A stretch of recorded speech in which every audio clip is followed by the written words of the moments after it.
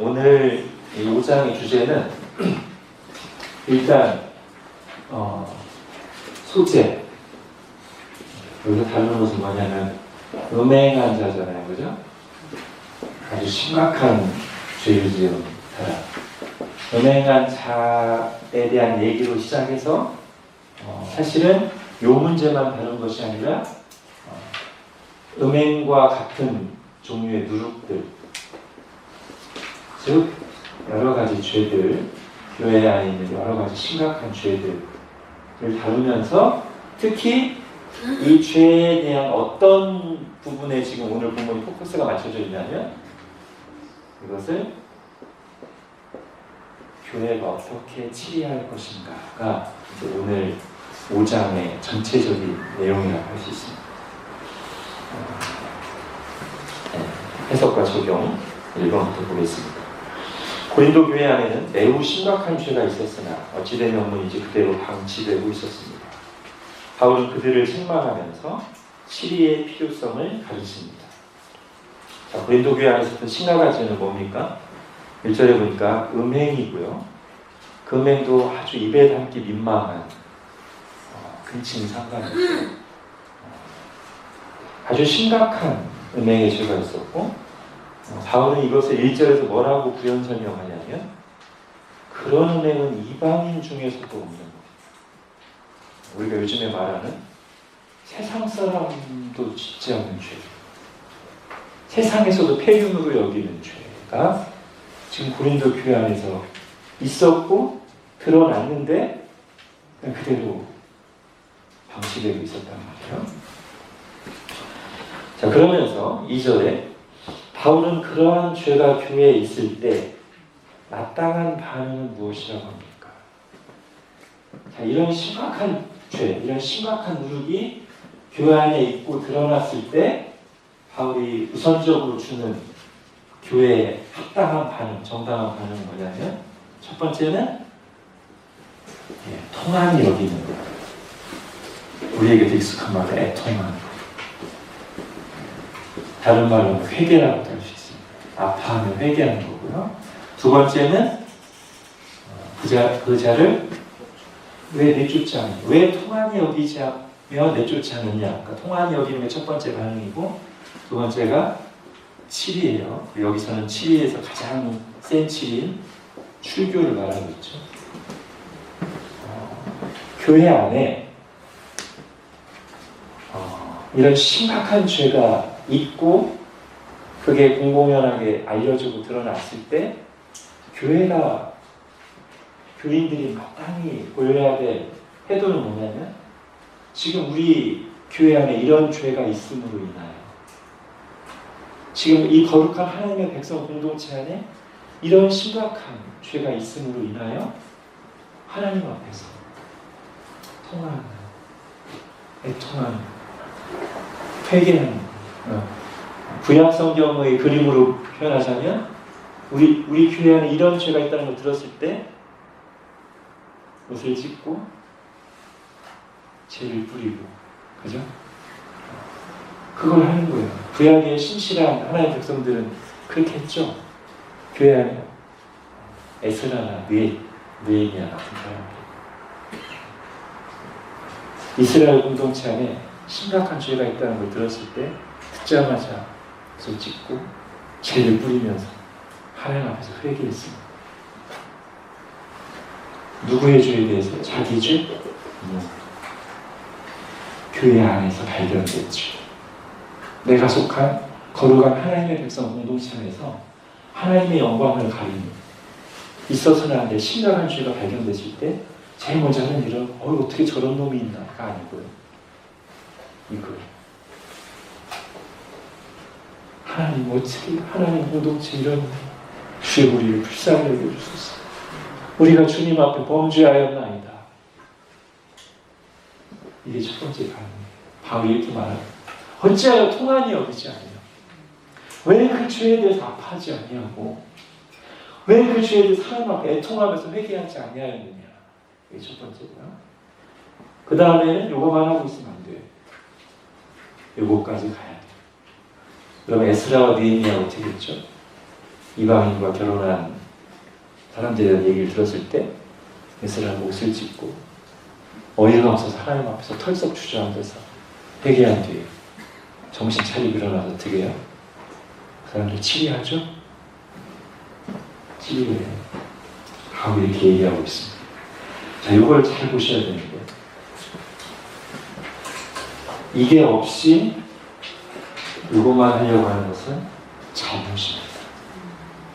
그럼 거기서 그것은 옳지도 않을 뿐더러 이게 없이 이거로 가는 것은 하나님 앞에 옳지도 않을 뿐더러 부작용이 발생합니다.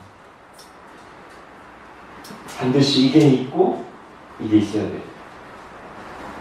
이게 있어야만 이게 제대로 이루어져요. 또는 이것만 있고 이게 없어도 문제입니다. 지금 바울이 말하는 건 뭐냐면 이 순서로 말하고 있지만 결국 지금 이거 안 했다고 바울이 책망하는 거죠. 왜 교회 안에 이런 죄가 있는데 치리하지 않고 있느냐. 바울이 책망하는 거예요. 그러니까 교회에는 치리의 권한과 책임이 있습니다. 이것은 해도 되고 안 해도 되는 게 아니고요. 안 하면은 하나님 앞에 책망받을 죄입니다. 처음에 잘못한 것은 이 사람이지만 이 사람을 그대로 놔두는 것은 교회의 죄입니다. 교회가 하나님 앞에서 마땅히 해야 될 책임을 다하지 않는 것이고 하나님이 교회에게 주신 영적인 열쇠를 사용하지 않는 불충한 태도를 보이는 것. 하나님의 영광이 땅에 떨어지는데 구경꾼이 되어 있는 거예요. 반드시 이 둘이 같이 있어야 돼요. 먼저는 하나님 앞에서 애통하고 회개하고요. 그 다음에 그 마음을 가지고 하나님께 기도하면서 성경이 가르치는 원리에 따라 이것이 이루어져야 됩니다. 그죠? 우리가 어느 정도 경험이 있기 때문에 여러분들이 와닿으실 겁니다. 자, 이것을 조금 더 살펴보겠습니다. 자, 그런데 고린도 교회는 왜 아무런 조치를 취하지 않았을까요? 네. 왜 고린도 교회는 우리가 볼 때 지금 충격적인데 1절에 나와 있는 이 죄가 충격적인데 왜 아무것도 하지 않았을까? 오늘 본문에서 어느 정도 찾을 수 있는 짐작할 수 있는 이유가 있고요. 오늘 본문에서는 뚜렷하게 안 나오지만 우리가 성경 전체의 내용이나 우리의 어떤 경험을 토대로 해서 찾을 수 있는 이유들이 있는데 우선 이제 이걸 하나 생각하셨습니다. 우리가 이 고린도전서 처음에 할 때 서론에 이 고린도라는 곳이 어떤 도시예요? 무역도시, 아주 상업이 발달하고 방탕하고 음란한 우상숭배가 만연한, 그래서 고린도인처럼 말한다고 하면은 발변, 고린도인처럼 산다고 하면은 방탕한 그런 뜻이라고 했죠. 그래서 아마 첫 번째 짐작된 이유 중에 하나는 이게 이 고린도의 그런 분위기, 그들이 살고 있는 시대 정신에 물들어서 그런 면이 있지 않을까 이런 생각도 들고요. 근데 전 2번을 이제 오늘 본문에서 찾을 수 있는 이유는 2번이 좀 큰데 여러분 교회 안에서 치리가 일어나지 않는 굉장히 큰 이유 중에 하나가 제가 볼 때는 이런 겁니다. 뭐냐면 어떻게 해야 되는지 몰라요.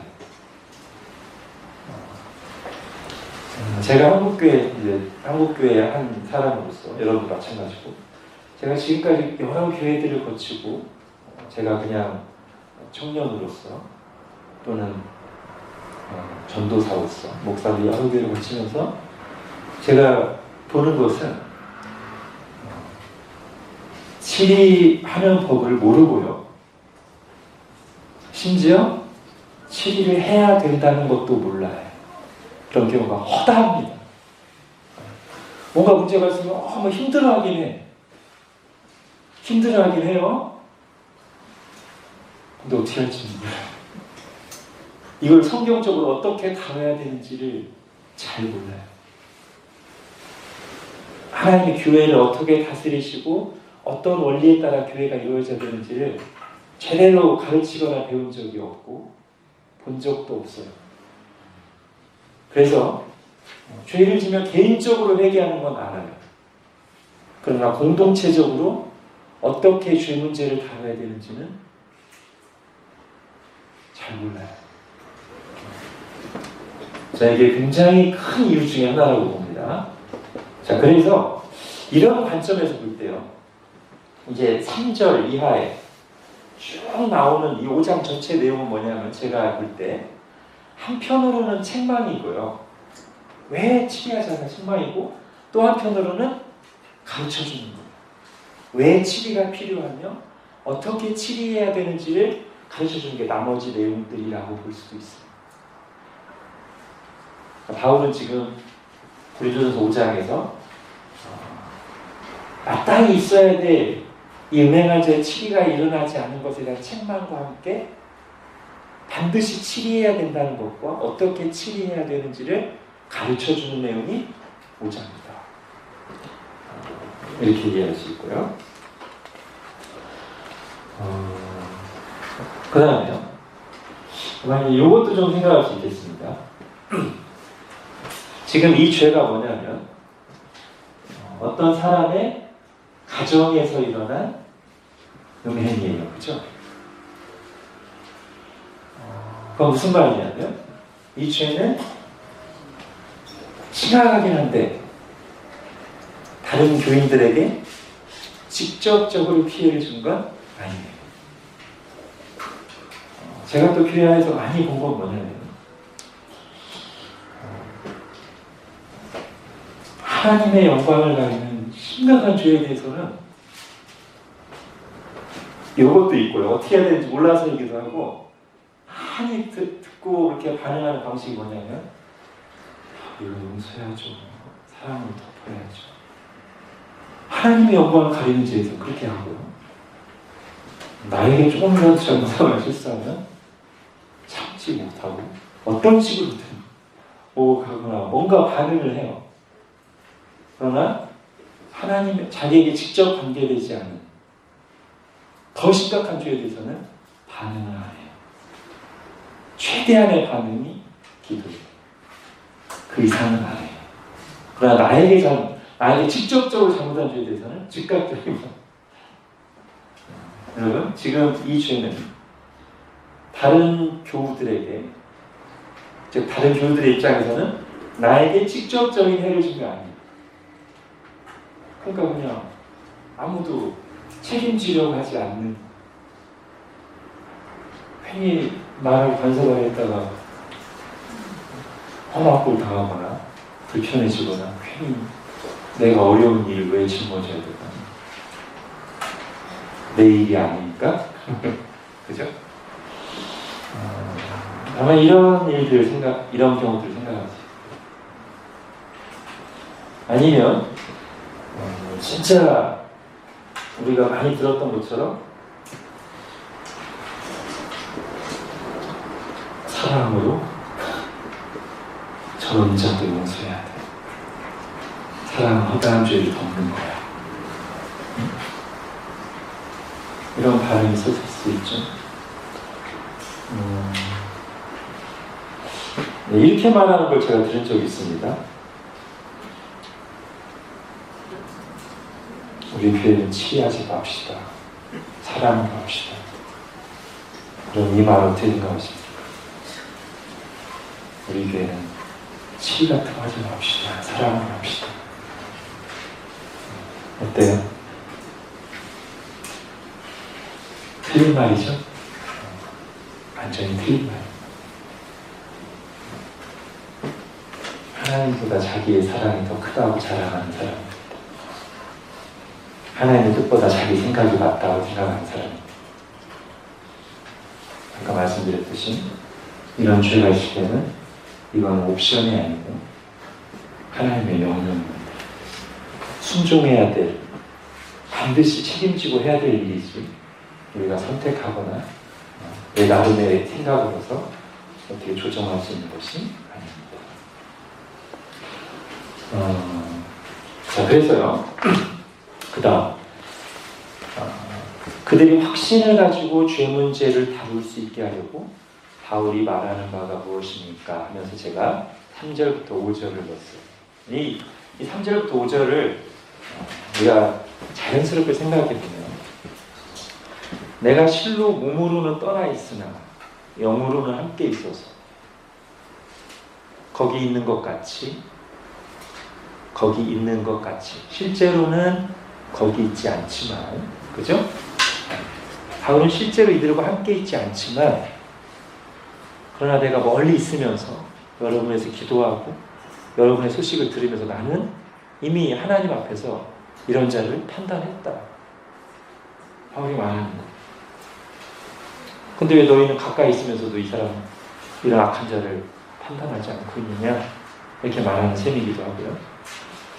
주 예수의 이름으로 너희가 내 영과 함께 모여서 우리 주 예수의 능력으로 이런 자를 사탄에게 내주었으니 이는 육신은 멸하고 영은 주 예수의 날에 구원을 받게 하려 합니다.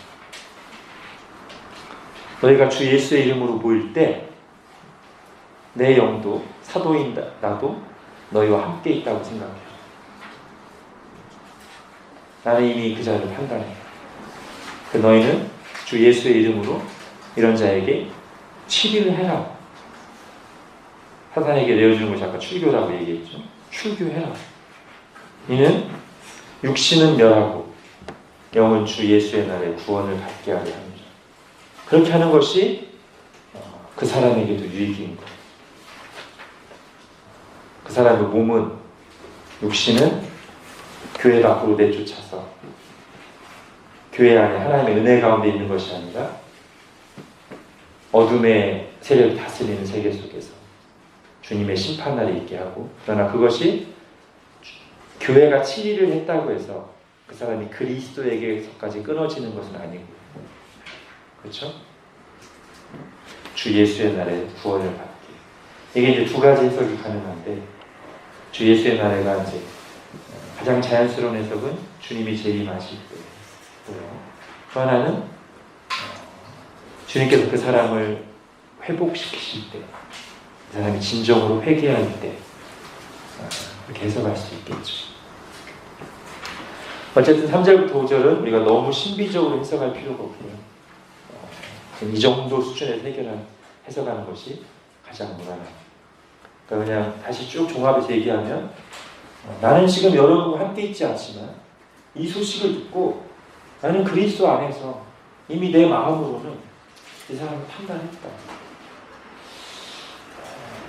여러분도 나와 함께 그렇게 하자.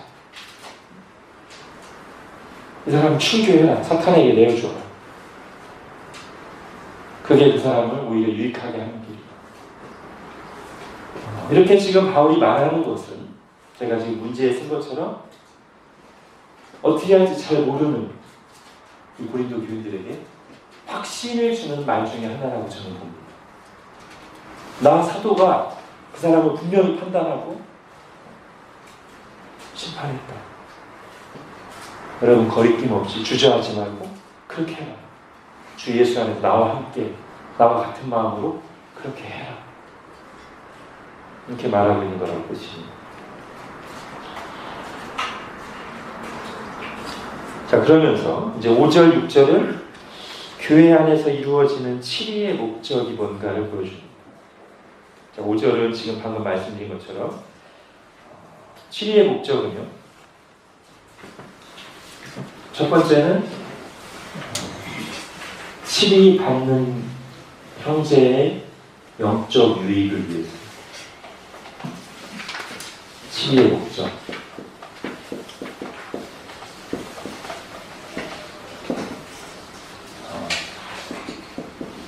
치리 받는 자의 유익을 위해. 근데 여러분, 이것을 우리가 받으려면 믿음이 필요합니다.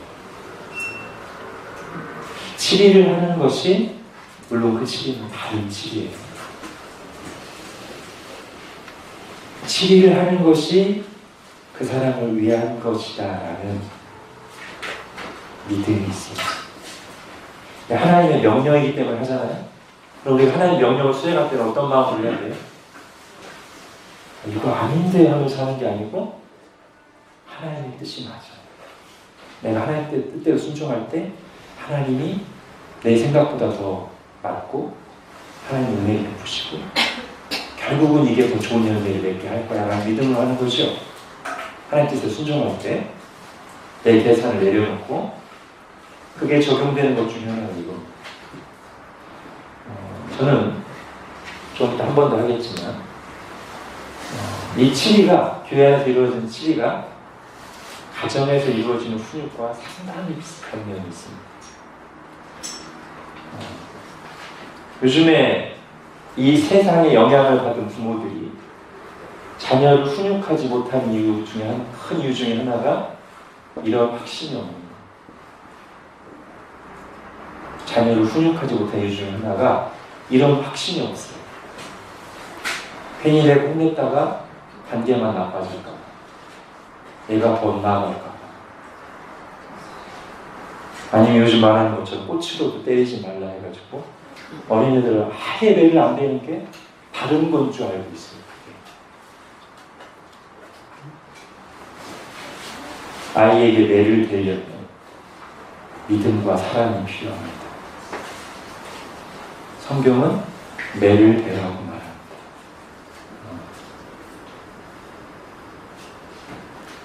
어떻게? 감정으로가 아니라 훈육으로.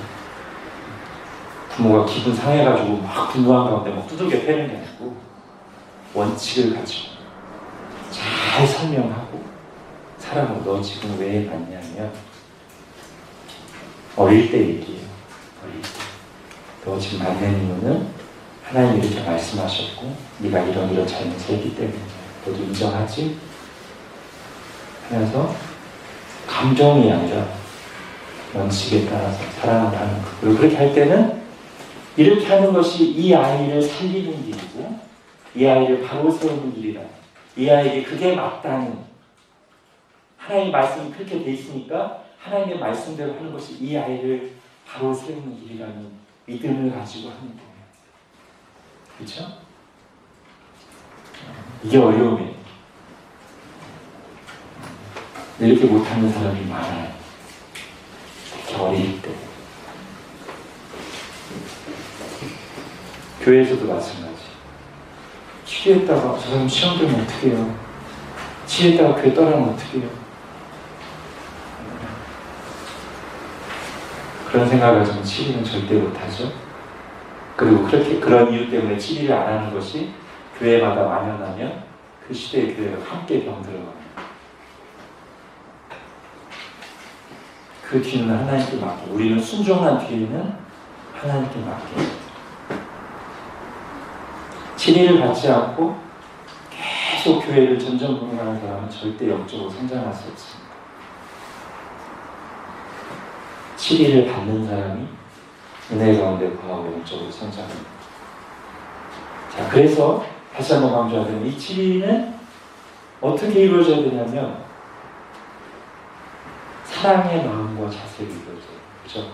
부모가 어떻게 할 때 아이들이 상처를 받죠? 일관성 없고 감정적으로 할 때 아이들이 상처를 받죠. 그러나 사랑의 마음으로 원칙 있게 하면 걱정 안 하셔도 됩니다. 아이들 상처 안 받습니다.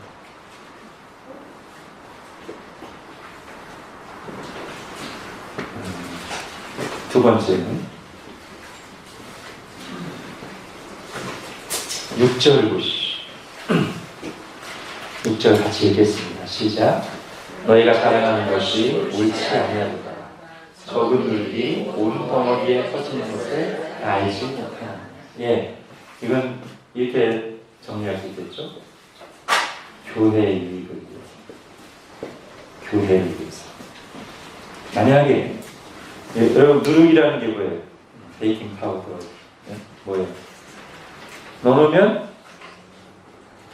제거 안 하는 게 가만히 있는 게 아니고 순식간에 밀가루 반죽 전체로 퍼지잖아요. 바울이 그 얘기하는 거예요. 누룩을 빨리 제거하지 않으면 이 누룩이 가만히 있는 게 아니라 이런 심각한 죄 문제를 그냥 놔두면 그냥 그것만 가만히 있는 게 아니라 이게 교회 전체에 심각한 악영향을 끼칩니다. 거룩한 공동체를 오염시킵니다. 그리고 교회 전체에 하나님의 진노가 임합니다. 그러므로 이 형제의 유익을 위하여뿐만 아니라 교회의 유익을 위하여 누룩을 빨리 제거해야 합니다. 바울이 그 얘기를 하고 있습니다. 이것도 마찬가지로 이거랑 비슷하게 뭐가 필요하냐면 하나님 중심적인 관점, 믿음이 필요해요. 그게 뭐냐면 우리가 하나님의 다스림을 정말 믿는다면 우리의 결론은 항상 뭐죠? 우리가 하나님의 뜻을 순종하지 않고 하나님이 싫어하시는 짓을 하거나 방치하면서 어떻게 우리가 하나님께 복받기를 기대할 수 있겠어요? 그죠? 이게 우리가 우리 삶에서나 교회에서 항상 기억하고 있어야 될 원리. 사람들 눈치 볼 게 아니라 내가 이렇게 했다가 사람들한테 이럴 텐데 그게 아니라 내가 하나님의 뜻대로 하지 않으면 하나님한테 혼날 텐데 내 삶의 생사화복을 주관하시는 하나님이라는 걸 정말 믿는다면 하나님한테 잘 보여야지. 사람들 눈치 보느라고 하나님 원하시면 하나님 그거 못하겠어요. 그건 안 되고요. 그거 힘들고요. 어떻게 하나님이 주시는 복을 기대할 수 있겠어요? 그렇죠? 하나님 뜻대로 하는 것이 힘들지라도 하나님 뜻대로 해야 결국은 그 일과 관계된 사람도 유익하고 교회도 유익하다는 확신이 있어요. 그렇죠? 이 확신이 없으면 이게 이론으로만 남아서 이게 맞는 말이긴 한데요. 그럼 계속 영적으로 무기력하고 우리가 믿는 믿음은 이론뿐인 믿음이 됩니다. 이거를 정말 믿어야 해요. 이걸 정말 확신하고 실천해야 돼요. 그러면 어려운 시간을 겪을 수 있지만 그 뒤에 교회가 주님의 은혜 가운데 살아나고 하나님 은혜 주시면 이 형제도 살아나는 거예요. 그렇죠? 믿음이 필요합니다. 그리고 이것은 사랑의 자세를 해야 됩니다. 이게 어려움이 있기 때문에 더욱더 사랑의 자세를 해야 돼요. 감정적으로 봐요. 자, 그러면서 이제 이 얘기를 하면서 누룩이 나오잖아요. 자, 누룩이 왜 나오는지는 제가 방금 말씀드렸죠. 이 누룩이 밀가루 반죽 속에다 떨어지면 떨어진 데만 가만히 있는 게 아니라 시간 지나면 막 전체로 퍼진다. 죄는 그만큼 파급력이 있고 엄청난 악영향을 끼친다 라는 것을 비유적으로 말하려고 지금 누룩을 비유로 가져온 거죠. 그렇죠? 자, 여기서부터 이제 비유가 시작된 거예요. 6절부터 8절까지 계속 비유예요. 그래서 이 누룩 얘기를 하다가 이스라엘 사람들은 누룩하면 이제 뭐가 생각나요? 무교병, 그죠? 누룩 없는 빵. 하나님이 제사 드릴 때 드리라고 한 누룩 없는 빵이 생각나잖아요. 옛날에 6월절, 또 무교병을 드렸던 아주 대표적인 명절 중에 하나가 6월절이잖아요. 그죠? 바울이 누룩 얘기하다가 자연스럽게 여기로 간 거예요. 옛날에 하나님이 우리에게 무교병을 드리라고 하지 않느냐, 누룩을 제거하라고 하지 않느냐. 마찬가지로 교회 안에서 누룩, 죄를 제거해라. 그래야 하나님이 받으신다.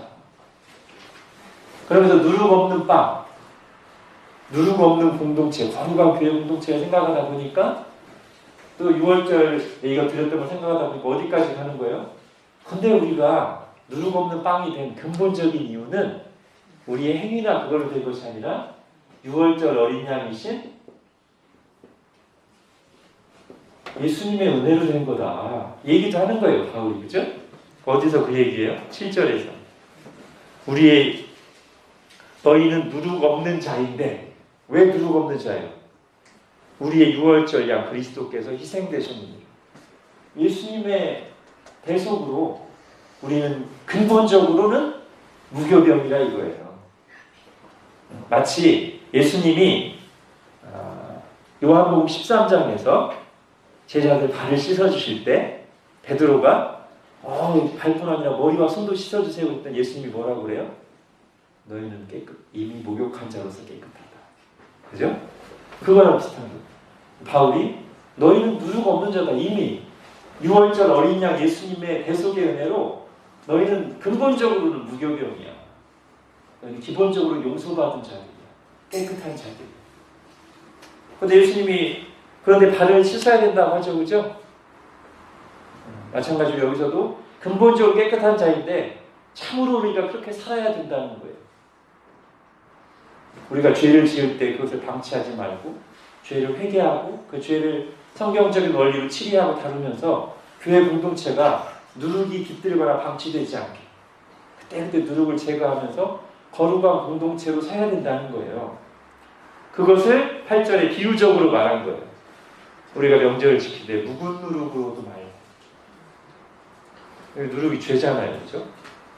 악하고 악에 찬 죄를 섞은 그런 공동체가 되지 말고 누룩 없이 오직 순전함과 진실함의 떡이 되자. 그렇게 우리 자신을 주님께 제물로 드리는 그런 교회가 되자. 이런 뜻이에요. 그죠? 여기서 지금 뜬금없이 지금 계속 이 음행 얘기하고 죄 얘기하고 치리 얘기하는데 갑자기 절기 지키자는 얘기를 이게 왜 나옵니까? 그죠? 이 문맥은 지금 절기를 지키는 거 아무 상관이 없어요. 근데 문맥을 다 빼고 그냥 8절만 딱 빼가지고 우리가 명절을 지키되, 자, 성경에 명절 지키라고 되어 있죠? 이 명절 어떤 명절이에요? 7절에 6월절. 자, 6월절 지켜야 돼요. 이게 하나님의 교회 안사홍 증인에서 하는 방식 아닙니다. 명절 지킨 얘기가 아니에요. 이 얘기하는 거예요. 비유를 사용해서 우리가 거룩한 떡이 되자는 거. 하나님께 드려야지. 그죠? 자, 2번으로 가겠습니다.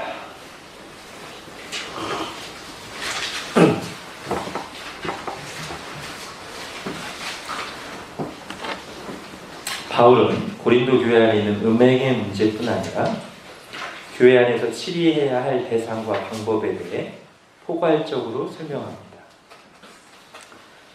자, 그러면서 먼저 바울이 이제 오해를 하나 바로잡고 가는데, 우리가 서론에서 했듯이 이 고린도전서를 쓰기 전에 바울이 최소 한 번 이상의 편지를 고린도 교회에 보냈었던 것 같아요. 그죠? 그게 이제 9절에 나와요. 내가 너희에게 쓴 편지.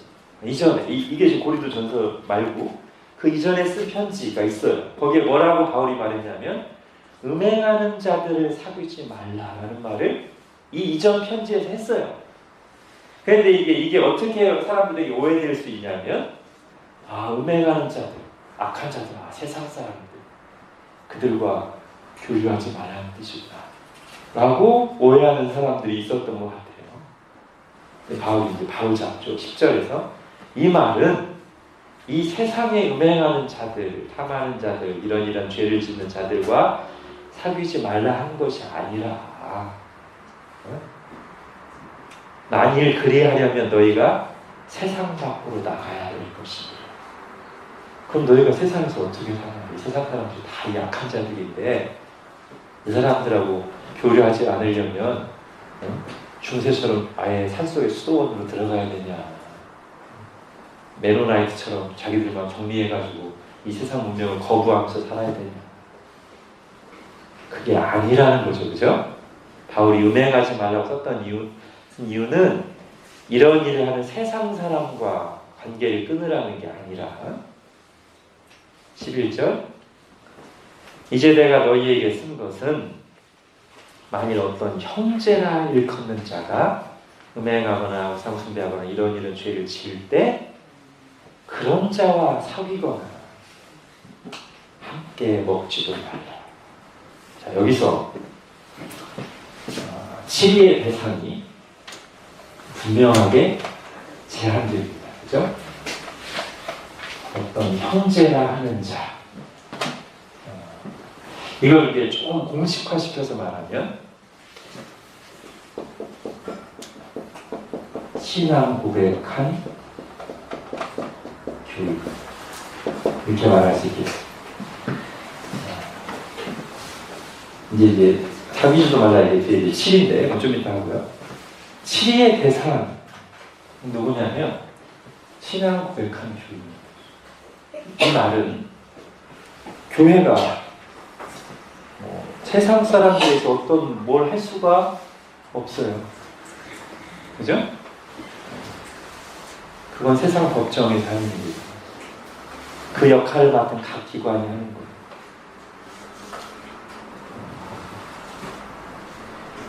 또는 이 말이 내포하는 것은 또 뭐가 될 수 있냐면 교회를 나오고는 있지만 아직 예수님을 믿지 않는 사람도 기본적으로는 치리의 대상에 들어가지 않는다고 봐야 됩니다. 물론 교회를 막 몇 개월, 1년 넘게 출석했는데 갑자기 깽판을 치는데도 아이고 저 사람 아직 거듭나지 않았으니까 방치하는 게 아니고요. 그걸 문제를 바로 잡아야 되지만 성경이 말하는 영적인 치리를 받을 대상은 아니에요. 이걸 조금 더 이제 다른 식으로 적용해 보면 여기 지금 술 취하거나가 나오는데 물론 술 한잔 하는 건 죄가 아닙니다만 여기서 술 취하거나 이제 많이 먹는 걸 말하는 거 지속적으로 많이 계속 술을 즐기고 그런 방탕한 걸 말하는 거겠죠. 교회에 어떤 사람이 전도대에 와가지고 몇 개월, 1년 다니는데 사실 은혜 받은 적이 없어요. 교회를 나오긴 하지만 예수님 믿지 않아요. 분명히. 그런 사람에 대해서 우리가 밖에서 술 먹고 다닌다고 어떻게 뭐 하는 게 맞아요? 아닙니다. 그런 사람 우리가 전도할 대상이고 아직 예수님 몰라서 그렇지라고 이해하고 지혜롭게 대하고 그래야 되지. 일단 교회 나왔으니까 술 끊어. 아닙니다. 교회 나온다고 술 끊어지는 게 아니에요. 네? 일단 교회 나오니까 술하고 담배 끊어.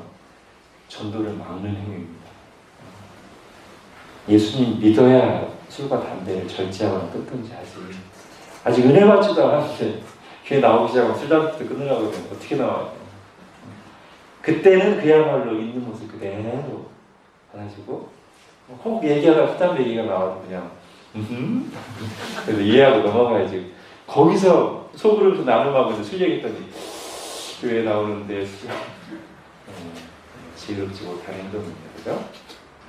그러나 정말 예수님을 믿고 거듭나고 신앙 고백을 하거나 세례를 했는데 계속 그러고 있을 때는 그때는 권면에 들어가야 되죠. 그죠? 권면, 책망, 심한 경우에는 공적인 치유까지 갈 수 있겠죠. 자, 그 다음에요. 이제 치리해야 될 대상은 이렇고, 치리해야 될 범죄. 대상.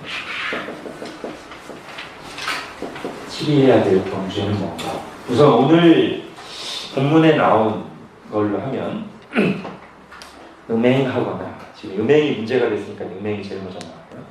탐욕을 부리거나, 우상숭배를 하거나, 모욕하거나, 술 취하거나, 속여 빼앗거든. 정도 나왔어요.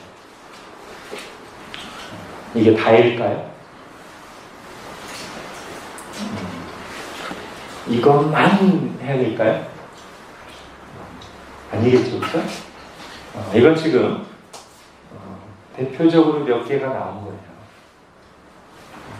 우리가 이런 성경을 이해할 때는 어떻게 해야 돼요? 이런 걸 이해할 때는 어느 한 부분에 나온 것만 전체로 볼 게 아니고 이럴 때야말로 성경 전체 문맥을 봐서 여기에 나오는 이 몇 개가 어떤 걸 대표하는 내용인지 성경 전체가 어떤 죄를 다루고 있는지 우리가 봐야 되죠.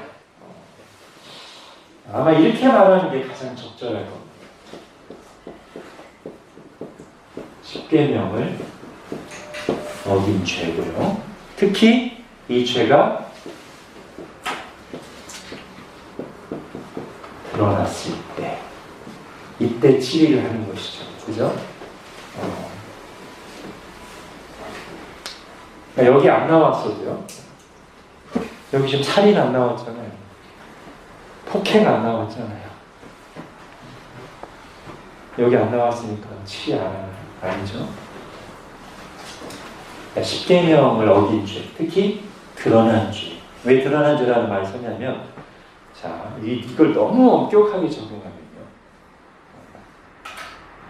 추적에 들어가서 너 마음속으로 나쁜 생각 했어, 안 했어? 마태복음 5장에 예수님이 이 10계명을 풀어주면서 살인하지 말라고 했는데 난 너에게 말하노니 형제에 대해서 분노하고 악한 마음 품고, 그죠? 마음속으로 지은 죄는요, 또는 음욕을 품는 자가 지나간 여인을 보고 음욕을 품었으면 네 눈을 빼내 손을 잘라. 마음속으로 품은 죄는 하나님 앞에서 마음으로 중심으로 회개하면 됩니다. 마음으로 드러난 죄를 일부러, 자기가 마음으로 지은 죄를 일부러 드러낼 필요도 없고요, 마음으로 지은 죄를 추적해서 치리할 수도 없어요. 드러난 죄, 일단 교회 안에 드러났을 때는 그 죄를 공공연하게 드러났을 때는 공적으로 치리를 해야 됩니다.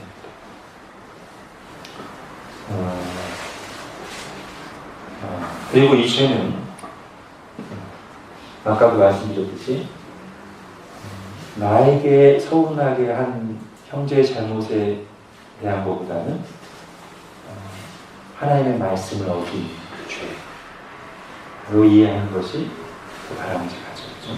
물론 형제 간에 심하게 다툼이 있고 어느 선을 넘었을 때는 교회 앞에서도 치리를 받아야 되겠지만, 기본적으로 서로 그냥 감정이 상한 문제는 교회에서 치리하기보다 그 두 사람이 서로 회개하고 용서를 구하고 용서하면서 푸는 게 낫죠, 그죠?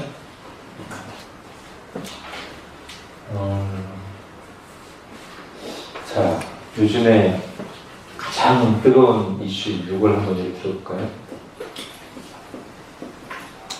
미투. 자, 대상으로 보면 신앙고백한 교인이니까요. 교회 밖에서, 사회에서 연예인이든 정치든 누가 미투에 폭로돼서 어떤 죄를 지은 게 드러났어요. 교회가 치리할 수 있어요, 그죠? 할 수 없고, 그죠? 해서도 안 되고. 교인 중에 누가 이 미투 폭로의 대상이 됐어요. 어떻게 해야 되죠? 신중하게 확인해서 그게 맞은 게 확인되면 교회가 뭐 해야 돼요? 치리해야 되죠? 오늘 이 말씀을 배웠는데도 그냥 사랑으로 접고 가지 않으면 안 됩니다. 여기에 해당된, 그게 그냥 가벼운 말실수 정도가 아니고, 지금 너무 예민해져 있으니까요, 사실. 가벼운 말실수 정도가 아니라 심각한 수준의 이 성추행 내지는 성폭행이 있었다고 한다면 반드시 치료해야 됩니다. 그렇죠? 신앙고백한 교회에서 그리고 드러난 죄에 대해서 그게 그 사람을 살리고 교회를 살리는 일이죠. 그렇죠? 물론 그 수위는 이제 잘 봐야 되죠. 무조건 출교가 아니고요.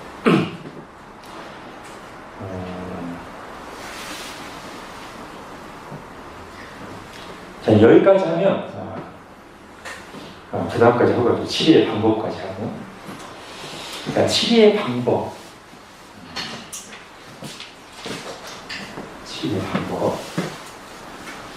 오늘 본문에 이 치리의 방법도 잘 나와 있습니다.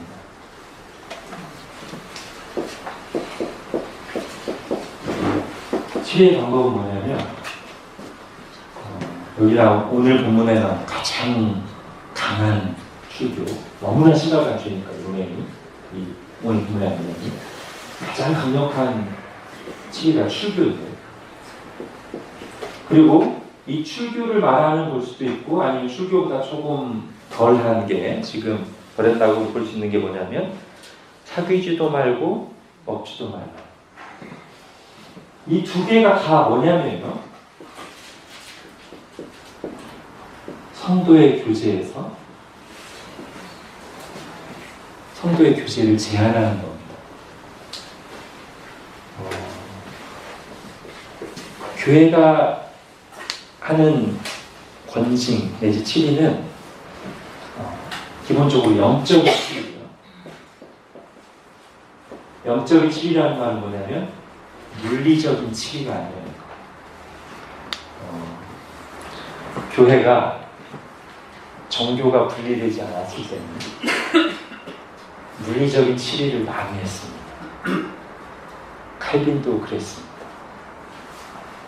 칼빈은 제네바 시와 제네바 교회가 거의 하나로 연결되어 있어서 나누기도 좀 애매하기도 했지만 세르베투스라는 사람이 이단적인 사상을 주장하면서 제네바에 왔을 때 칼빈의 승인 하에 화형당했습니다. 도덕적인 죄를 범한 게 아니고요. 이단 사상을 전파했다는 이유로 화형당했어요. 그게 칼빈의 큰 부족함, 허물 중에 하나입니다. 물론 이제 그 시대는 칼빈만으로는 전부 다 그랬어요. 그 시대의 교회가. 그리고 그것을 그 이후 세대가 성경을 가지고 평가하면서 그것은 잘못한 것이다 라고 다 공식적으로 인정합니다. 옛날에 어떤 목사님 강의하는 걸 제가 들었는데 그게 종교개혁 시대인지 그 다음 세대인지 모르겠지만 막 신학을 가르치는데 학생들한테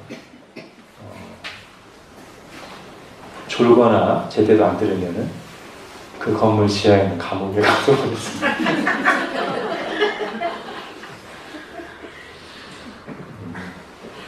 아니 이국가는 확실할 것 같은데 그러면 안 되겠죠? 교회에서 유초등부 청소년부한테 성경을 가르친 뒤에 시험을 봐서 제대로 몇 점 이하면 나와 이러면 안 되겠죠, 그죠? 영적인 치료입니다. 교회가 할 수 있는 것은 영적인 치료고 그 영적인 치료의 방식은 결국 말로 하는 것. 권면하거나 훈계하거나 책망하거나 선포하는 것. 그런데 그냥 권면 내지는 심한 경우 훈계 정도는 이렇게 교인들 사이에서 일어날 수 있어요, 그죠? 성경도 그렇게 말하고 피차 서로 권면하고 개인적으로 일어날 수 있는 일이에요.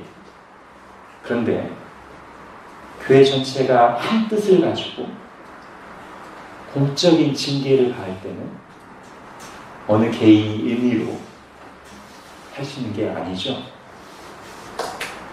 하나님이 성경에 말씀하고 계신 교회의 질서를 따라서 해야 되죠. 자, 그걸 좀 이따 하고요. 그러면서 이제 결국 이 강도 높은 치리, 교회가 하는 영적 치리 중에 권면과 훈계 책망을 넘어서는 강도 높은 치리가 다 뭐랑 관련되어 있냐면 요거랑 관련되어 있는 성도의 교제를 어느 만큼 제한하느냐에 따라서 저 치리의 수위가 높아지는 가장 높은 것이 아예 이 성도의 교제에서 완전히 제외시켜버려요. 그죠? 그거보다 좀 낮은 단계가 뭐예요? 우리가 성도의 교제라고 하는 중요한 영적 의미를 담고 있는 그리스도 안에 한 몸을 이루고 있다는 의미를 담고 있는 성찬에서 일시적으로 이렇게 참여하지 못하도록 하는 것. 우리가 흔히 말하는 수찬정지죠. 굉장히 강력한 징계예요. 수찬정지. 우리가 성찬의 의미를 생각한다면 수찬정지는 굉장히 강한 징계예요. 그리고 여기 나온 것처럼 교제 금지, 일정 기간 동안의 봉사 금지, 자숙하는 것.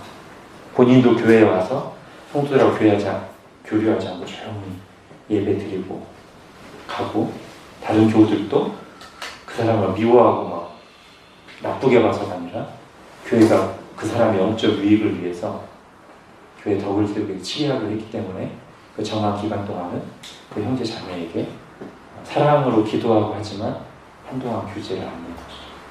이것도 굉장히 강력한 치료죠. 본인에게는 굉장히 힘든 시간이 될 수 있는데 잘 믿음으로 받으면 정말 깊이 회개하는 시간이고, 성도의 교제라는 게 얼마나 중요한 건가를 생각하게 되고 그런 시간이 될 수 있는 거죠. 교회 안에서 이루어진 치료는 영적 치료고, 그것의 주된 방법은 성도의 교제를 제한하는 것이죠. 자, 그래서 이제 이 7일을 할 때요, 아까 말씀드린 것처럼 권면의 수준, 훈계나 책망의 수준까지는 상황에 따라 교인들 상호 간에 일어날 수 있지만, 교회가 같이 정해서 일정 기간 동안 징계를 하는 것은 아무나 또는 아무 질서 없이 할 수 없다는 거예요. 누가 나한테 심하게 잘못하면 그 다음 수찬조지 이렇게 할 수 없다는 거죠. 그죠? 자, 그럼 어떻게 해야 돼요? 자, 이 7이라는 말 자체가 뭐죠? 쉽게 풀었으면 다스립니다. 교회 안에 다스림을 위해서 세움받은 직분이 있습니다. 뭐죠? 장로입니다. 가르치고 다스리는 자가 장로입니다. 자, 그래서요, 한번 디모데 전서를 한번 찾아보겠습니다. 이제 오늘 이 7일을 쭉 이해하고 나서 디모데 전서를 보면 지금 저 부분까지 쭉 연결이 됩니다. 디모데 전서 5장 한번 보시죠. 자, 우선 디모데 후서부터 볼게요. 디모데 후서 2장을 먼저 본 다음에 디모데 전서를 보겠습니다.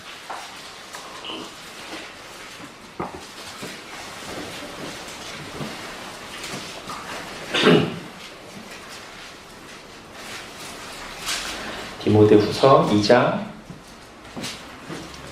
25절 26절. 디모데 후서 2장 25절 26절 같이 한번 읽겠습니다. 시작.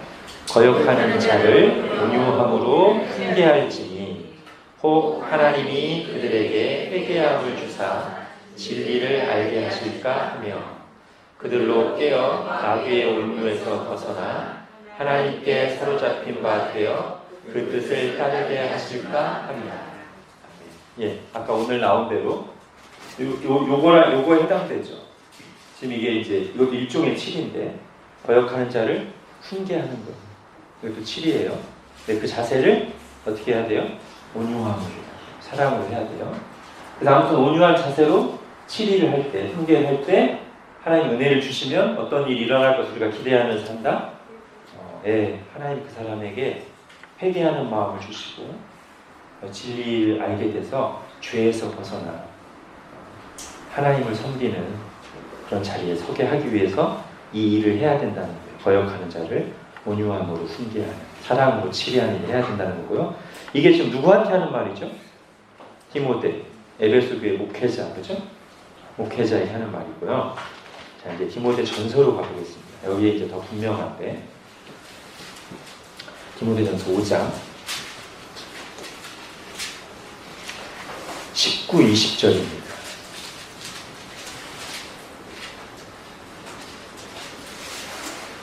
디모데전서 5장 19, 20절 같이 읽겠습니다. 시작. 장로에 대한 고발은 뜻의 증인이 없으면 받지 말 것이요 범죄한 자들을 모든 사람 앞에서 꾸짖어 나머지 사람들로 두려워하게 하라. 예. 자, 고발과 증인이라는 말이 나왔다는 것은 뭐냐면 어떤 체계와 질서가 있다는 거죠.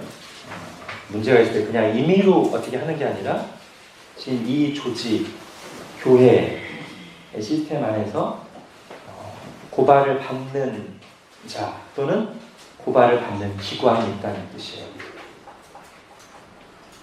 누굴까요? 지금 디모데하고 있죠, 그죠? 디모데 개인으로 보자면 목회자고요. 디모데를 포함한 에베소 교회의 7위 기관을 보자면 당회입니다.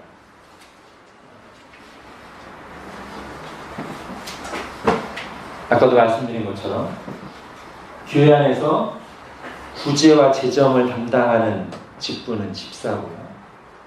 그 역할을 하는 기관이라고 하면 집사회고요. 다스림의 역할을 위해서 세움받은 직분은 장로고 그 역할을 하는 기관, 장로회 또는 당회입니다. 물론 집사가 또는 집사회가 재정을 담당할 때 완전히 그냥 혼자 임의로 또는 성경의 원칙을 벗어나서 할 수 없죠, 그렇죠? 마찬가지로 당회 또는 장로가 이 일을 할 때도 혼자 임의로 또는 성경을 벗어나서 할 수 없고요, 그렇죠?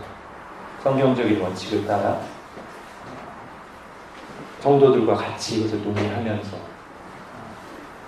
충분히 이해할 수 있게 해야 되겠죠, 그렇죠?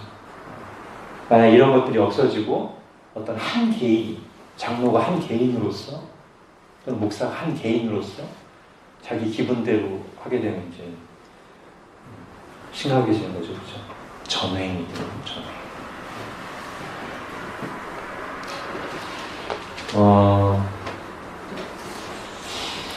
마태복음 18장도 한번 보겠습니다.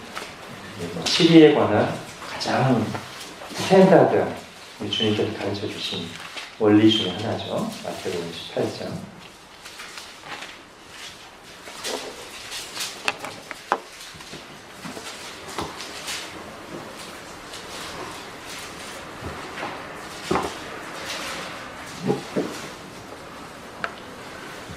마태복음 18장 15절부터입니다. 예수님이 직접 가르쳐 주신 7위 또는 범죄한 형제를 어떻게 바로잡을 것인가에 대한 원리인데요. 19절, 네 형제가 죄를 범하거든 가서 너와 그 사람과만 상대하여 권고하라. 1차적으로는 이게 뭐 그 즉시로 교회 전체에 어떤 심각한 문제를 일으키는 죄라면 바로 당회에 얘기하든지 교회에 오픈을 해야 되겠지만 그게 아니라면 먼저 그 형제에게 가서 회개하도록 권고하는 것이죠. 만일 들으면 내가 내 형제를 얻은 것이요. 그게 그 형제를 살리는 길이에요. 그냥 덮어주는 게 아니라 회개하도록 돕는 것이 그 형제를 살려주는 거예요. 그 형제를 얻는 거예요. 자, 그런데 16절, 만일 듣지 않거든 한두 사람을 데리고 가서 두세 증인의 입으로 말마다 확증하고, 어떤 증거 내지는 두세 사람이 다 성경 말씀을 가지고 이것은 하나님 앞에서 옳지 않고 회개해야 됩니다. 이렇게 다 분명하게 얘기를 하는 것인데, 만일 그들의 말도 듣지 않거든 교회에 말하고, 교회가 이제 그 형제를 공식적으로 다루는 것이죠. 그리고 아까도 말씀드렸듯이 개혁파들의 입장은 여기서 말하는 교회 또는 교회에 말했을 때 이것을 실제로 다루는 기관을 아까 말씀드린 것처럼 장로회로, 당회로 7위 기관을 두는 거예요. 교회의 말도 듣지 않거든 이방인과 세리같이 여기라. 이게 오늘 표현으로 하면 출교하는 거. 더 이상 하나님의 말씀에 의한, 하나님의 말씀을 따른 권면, 책망, 회개의 요구, 7위를 완전히 거부하고 나는 내 마음대로 살래. 당신이 나한테 무슨 상관이야. 이런 식으로 가면 주님이 뭐라고 하십니까? 이방인과 세리같이. 주님이 하신 말씀이고요. 사도 바울도 왜 쫓아내지 아니하였느냐, 왜 출교하지 않았느냐, 이게 성경이 말하는 겁니다. 그러면서 18절에 진실로 너희에게 이르노니 무엇이니 너희가 땅에서 내면 하늘에서도 내릴 것이요 무엇이니 땅에서 풀면 하늘에서도 풀리리라. 교회에게 이런 권세를 주셨다는 거예요. 영적 치리의 권세. 그리고 하나님이 교회가 바르게 치리를 할 때 그걸 가지고 하나님이 역사하시는 거예요. 물론 이 치리조차 거부하고 마음대로 행할 수 있습니다. 그러나 그 이상은 하나님께 맡기는 거예요. 하나님이 직접 징계하실 수도 있고요. 자, 그렇습니다. 이게 치리거든요. 자, 그러면 이제 오늘 이런 치리의 내용을 다룰 때 나올 수 있는 질문 중에 하나가 이런 거죠. 아까 세상의 죄에 대해서는 우리가 치리하거나 관여할 바가 아닌데 교회 안에 있는 형제가 죄를 지으면 이렇게 치리를 해하면 이거 그냥 아주 단순하게 이렇게 어떻게 말할 수 있냐면 그럼 교회가 세상보다 더 엄격하네? 교회는 사랑의 공동체 아닌가? 이런 말이 당장 나올 수도 있죠, 그죠? 여러분 어떻게 생각하십니까? 교회가 세상보다 더 엄격하네? 용서와 사랑의 공동체 같은 게 뭐야? 자, 이런 말이 나올 때 여러분 어떻게 설명하시겠어요? 일단 제가 이제 두 가지로 한번 말씀드리면 우선 첫 번째는요. 그런 말을 하는 이유, 그렇게 반응하는 이유 자체가 치리에 대해서 이미 잘못 생각합니다. 치리에 대해서 뭔가 자기중심적인 편견이 있는 거예요. 그렇게 반응하는 것 자체가. 만약에 오늘 배운 내용을 잘 들었다면, 그리고 그것을 그래 라고 받았다면 치리 왜 하는 거라고 했어요? 그 형제를 정죄해서 죽여버리려고? 아니죠. 치리받는 자의 유익을 위해 교회의 유익을 위해 이걸 해야 그 형제도 살고 교회도 사니까인데 이걸 다 듣고 나서도 결국 치리 얘기하면 아이고 교회가 더 엄격하네, 살벌하네, 사랑이 없네 이러면 아무 내용도 안 받고 그냥 자기 하고 싶은 대로 판단하는 거예요. 자기 감정의 기초에서. 그렇죠? 하나님 말씀에 의해서 비춰지지 않고 설득되지 않은 사람의 마음은 아무리 말씀을 듣고 해도 결국 자기 생각이 그대로 남아있어서 은혜 받고 기분 좋을 때는 가만히 있지만 그렇지 않을 때는 똑같은 얘기가 계속 나옵니다. 사람 얘기도 아니고 하나님의 말씀인데도 자기 생각과 다른 자기 감정과 부딪히면 계속 불만이에요. 광야 이스라엘처럼 왜 우리를 애굽에서 끄집어내지 광야에서 개고생시키고 한번 하나님을 혼나고 하고 다시 이렇게 가다가도 진정으로 회개한 게 아니라 그 생각은 계속 그대로 있어요. 좀 살만하고 그러면 가만히 있다가 좀 더 지나면 왜 우리를 애굽에서 꺼내서 개고생시키고 먹을 것도 없고 또 조금 지나면 또 왜 우리를 애굽에서 건져내서 개고생시키고 안 변해요. 하나님 말씀으로 정말 말씀을 들을 때 아니면 하나님 고난을 주셨을 때 잘 깨달으면서 그냥 그 분위기 감정만 지나가는 게 아니고 그 말씀을 정말 내 것으로 받아서 맞아. 치리하는 게 범죄한 자도 살리고 교회도 살리는 하나님의 뜻이야. 예수 그리스도를 내어준 사랑의 하나님의 뜻이 이거야. 하나님을 잘 소화하고 가야 되는 거예요. 그냥 들을 때만 묵식하고 별 생각 없이 지나갔다가 실제로 이런 게 부딪히면 교회가 살벌하네. 그죠? 치리받는 좋을 사람 아무도 없어요. 저도 안 좋아요. 그리고 치리가 없기를 바라고요. 우리 교회에 엄중한 치리가 다 우리가 잘하면 뭐 치리할 일이 없잖아요. 그러나 우리가 분명히 알고는 가야 됩니다. 그래서 1번과 같은 반응, 1번은 뭐냐면 그런 반응이 나오는 것 자체가 성경이 말하는 치리를 오해하고 있거나 성경 말씀을 받아들이지 않는 자기중심적 태도를 계속 고수하고 있기 때문이다. 두 번째요. 자, 그런 반문에 대해서 한번 아까 앞에서도 잠깐 언급하고 갔습니다만 이렇게 생각하시면 아마 이해가 될 겁니다. 세상보다 교회가 엄격하네? 남의 집 자식, 우리 집 자식. 남의 집 자식이 부모한테 함부로 대하고 부모 돈 훔쳐가면 우리 어떡하죠? 하고 그냥 혹 아는 사람이면 그 자식한테 기도만 하고 가만히 있죠? 우리 집 자식이 부모한테 함부로 굴고 부모 돈 몰래 훔쳐가면 어떡하죠? 가만히 있나요? 부모로서의 역할을 다 못하는 거죠? 자녀를 주님의 교훈과 훈계로 양육하라는 하나님의 말씀에 불순종하는 것이잖아. 자기 자녀를 망치는 길을 가는 것이죠. 그렇게 하면 어떻게 해야 돼요? 그때는 아주 따끔하게 혼내야죠. 가르치고 다루자마자. 그때 이 부모가 누구를 더 사랑하는 겁니까? 찌릿찌릿하고 기도만 하고 말하는 이 나비집 자식을 더 사랑하는 거예요. 엄하게 꾸짖고 혹 매까지 될 수 있는데 자기 집장을 사랑하는 거예요. 당연히 이쪽을 사랑하는 거죠. 그죠? 또 이렇게 하는 이유는 뭡니까? 남의 집 자식에 대한 책임이 하나님 앞에서 나에게 없어요. 그러나 우리 집 자녀에 대해서 하나님 나에게 책임을 주셨잖아요. 그죠? 교회의 치리도 그렇게 보는 게 마땅합니다.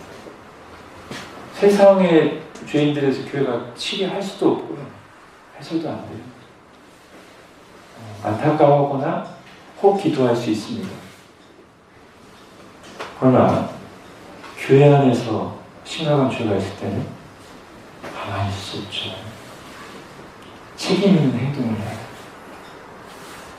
그리고 그게 교회를 사랑하고 그 형제를 사랑하는 거예요. 그죠? 바울이 말합니다. 교회 안에 있는 사람들이야 너희가 판단하지 아니하여 밖에 있는 사람들은 하나님이 심판하시려니 약한 사람은 너희 중에서 내쫓아.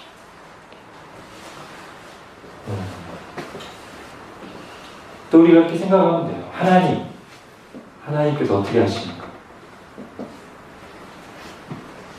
이방 민족에 대해서는 놔두시다가 내버려 두시다가 죄가 관영하고 아구까지 찼을 때 심판하시거나 아니면 최후의 심판하세요. 그죠?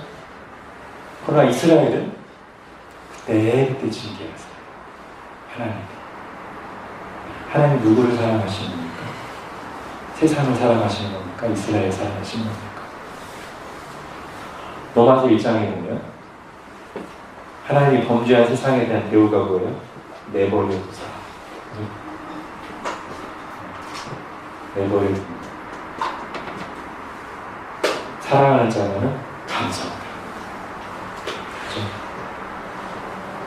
교회가 그렇단 말이죠. 근데 어리석은 자녀는 부모가 날 사랑해서 관심을 가지는 것에 대해서 저항하고 부모가 날 사랑하지 않아서 그런다고 잘못 생각하는 거죠.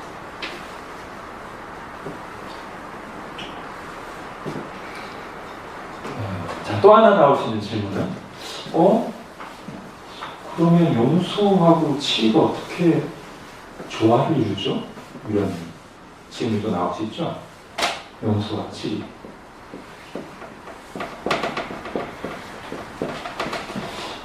자, 이것 역시도 오늘 내용을 전반적으로 잘 이해하고 받았으면 아무 충돌이 안 됩니다. 여러분, 치리할 때, 교회에서 치리가 이루어질 때 이 형제의 유익을 위해서 치리한다고 했잖아요. 그죠? 그럼 그게 실제적으로 그 형제에게 유익이 된다는 뜻이기도 하고, 이 치리에 동참하는 모든 교인들의 마음은 그 형제를 향한 어떤 마음을 하는 거예요? 저 못된 신앙은 죽어가라 이런 마음을 하는 건가요? 아니죠? 사랑하는 마음으로 하는 거죠, 그죠? 치리가 내 형제를 위해서 그 형제를 기도하면서. 용서 없이? 아니죠. 공식적인 해벌은 치리를 다 받을 때 하는 것이지만, 용서는 이미 처음부터. 제가 사실 이것은 이 교회한테 몇 번이나 얘기했습니다. 그죠? 어떤 사람이 정말 큰 죄를 지을 때 공식적인 용서의 선언은 그 사람이 죄를 뉘우치고 회개할 때 하는 것이지만, 마음으로의 용서는 처음부터 내가 하나님 앞에서 해야 돼요. 그죠? 저는 사과할 때까지는 절대 용서할 수 없구나. 저는 저주하고 살 거예요. 주님의 뜻일까요? 그러나 그 사람을 정말 돕는 길은 회개하지도 않았는데, 정말 심각한 죄가 자기 죄가 뭔지도 모르고 회개하지도 않았는데 무조건 가서 나도 용서했어 이러는 게 아니고, 회개하도록, 자기 죄를 깨닫도록 분노의 감정으로서가 아니라 하나님의 말씀 따라 지혜롭게 기다리기도 하고 필요한 조치를 취하기도 하면서 회개하도록 돕는 것이 바른 거예요. 그죠? 그 사람이 정말 뉘우치고 회개했을 때 용서하는 게 바른 거예요. 여러분, 요셉이 형들 나중에 이렇게 맞을 때 마지막에 정말 아무 거리낌 없이 그 하나님이 하신 겁니다 하고 맞지만, 처음부터 그렇게 하지 않았죠? 그 잔을 몰래 넣어준 테스트를 통해서 이 형들이 정말로 회개했는지, 나의 남아있는 동생 베냐민을 향해서는 어떻게 하는지 이걸 다 확인하고, 그리고 나서 그 마지막에 유다가 나와가지고 자기 동생 베냐민을 위해서 자기를 기꺼이 내던진다라고 말할 때 요셉이 울면서 형들한테 자기를 드러내잖아요. 그죠? 그렇게 하는 게 지혜로운 거예요. 자, 그래서요, 요 얘기를 하겠죠. 용서와 치리는 전혀 충돌되지 않습니다. 용서와 치리는 같이 갑니다. 그리고 같이 가야만 됩니다. 둘 다 사랑으로 하는 것입니다.